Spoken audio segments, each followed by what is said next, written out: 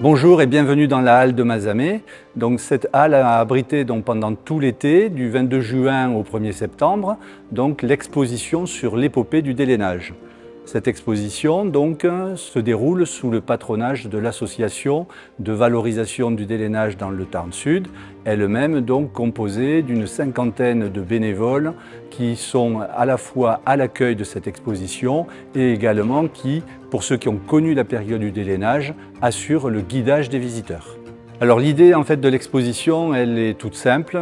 Nous étions un groupe de 3 au départ. Patrick Bénézèche, qui est quelqu'un qui est quasiment né dans une usine et qui a grandi parce que son papa était contremaître à l'usine de Madagascar notamment.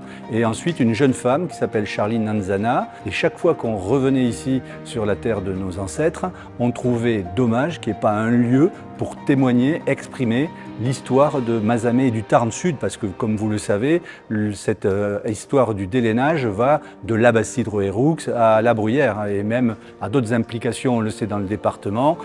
On a essayé de créer une exposition à la fois ludique, interactive, tout public, mais aussi assez professionnelle pour que les anciens du délainage trouvent également des informations précises sur ce qu'était cette histoire et cette industrie du délainage. L'idée, c'était d'organiser un parcours comme si, avec un contremaître ou un directeur d'usine, vous visitiez l'usine. Donc, à travers l'organisation, la mise en scène de ces machines, on raconte le parcours industriel. Mais ces machines, vous le comprenez bien, elles ne fonctionnent plus. Donc, ça suppose d'avoir en complément des petits films qui ont été montés par un ancien de Mazamet, Nicolas Rey, qui travaille aujourd'hui dans le cinéma à Paris, et nous a reconstitué des petits bouts de films d'1 minute et demie ou 2 minutes qui, à chaque phase du processus industriel, décrivent le processus. Toujours grâce à Nicolas Rey, il a organisé une captation d'une friche industrielle, pour ne pas la citer, la Mole Industrie. Cette usine depuis a été détruite et il a incrémenté, il a rajouté ce qu'on aurait trouvé à l'époque lorsque l'usine fonctionnait. Donc salle par salle, il explique où se trouvait le bassin de trempe, l'équipe des peleurs, etc.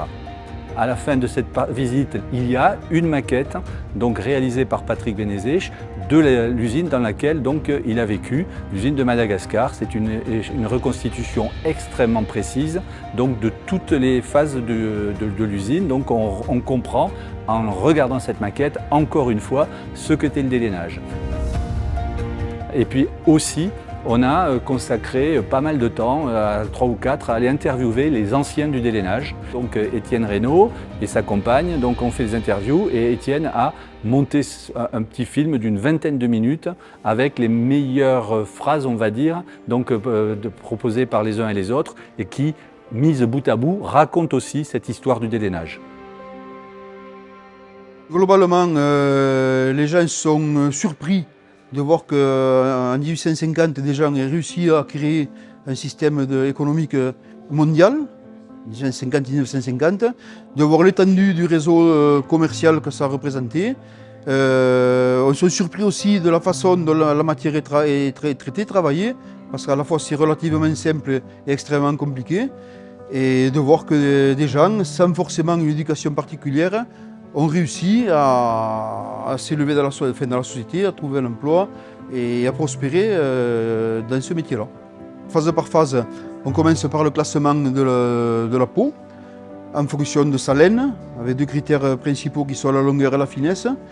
Ce classement permet de faire des catégories de peau qui seront travaillées indépendamment et séparément. Ces peaux étant conservées à l'origine par sèche, sont ensuite réhydratées dans des bassins de trempe. Comme ces peaux sont salies par de la terre, des matières végétales dans leur pays d'origine, elles sont sabrées. Le sabrage est en gros un lavage assez poussé de la laine, afin de faire tomber toutes les matières organiques et végétales. Ces peaux sont ensuite retrempées pour que l'hydratation soit parfaite. Ensuite, on arrive à l'opération principale du délainage, qui est l'étuvage. L'étuvage consiste à mettre cette peau en fermentation et à contrôler cette fermentation pour que la laine soit libérée de son cuir sans que le cuir soit altéré. Cette opération n'est contrôlée que par un apport d'eau froide ou d'eau chaude et surveillée par un maître étuveur qui n'a comme à sa disposition que son nez, son toucher et son expérience. Voilà. Donc au bout de 3 ou 6 jours, la laine se détache de la peau et intervient l'opération de délainage proprement dite, de pelage. Pelage qui dans les premières années était fait de façon manuelle. Et au fur et à mesure du temps, des générations de machines sont arrivées, machines semi-automatiques dans un premier temps, puis machines automatiques dans un second temps. Et ce sont ces machines qui sont exposées à l'extérieur. À l'extérieur, on retrouve la génération suivante de sabreuses et la dernière génération de machines à peler, ainsi qu'une presse, c'est les presses à laine qu'on trouvait dans les magasins de laine, qui servaient à former des balles destinées ensuite à être expédiées dans les dépôts, puis dans les lavages ou filatures ou peignages. Et à l'entrée, quand on rentre dans la suite de l'expo, on se retrouve sur le poste cuir, où est installée une reproduction d'un sécheur à cuir, qui présente le cuir séché avec ses diverses qualités et ses divers défauts, qui présente l'opération de triage de ces cuirs, lesquels cuirs ensuite partiront en méchisserie, et on a quelques produits finis qui représentent le cuir une fois travaillé, en image avec celui qui est sorti du délainage.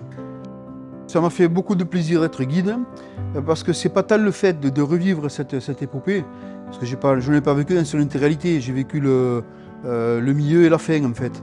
Mais c'était surtout de faire partager un savoir-faire, de faire partager l'enthousiasme, l'opportunisme de gens qui ont créé, qui sont sortis de chez eux, qui sont allés voir vers l'extérieur, qui sont ouverts vers le monde et puis qui derrière ont diffusé un produit. Hein, on voit sur l'affiche du centenaire une toile d'araignée. La toile d'araignée Mazamet le centre. Et puis tout autour, on s'aperçoit que cette toile d'araignée s'est tissée dans le monde entier. Et c'est ça que j'aime retrouver dans cette exposition et que j'ai essayé de diffuser auprès des personnes qui l'ont visitée.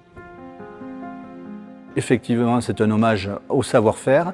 C'est vrai que moi je trouve incroyable qu'en 1850, à partir de quelque chose qui n'est pas très sexy, puisqu'on parle d'une dépouille de mouton, on a enlevé la viande et il reste la dépouille, donc c'est en fait un déchet. Ils ont reconstitué donc deux matières premières de qualité, le cuir et la laine.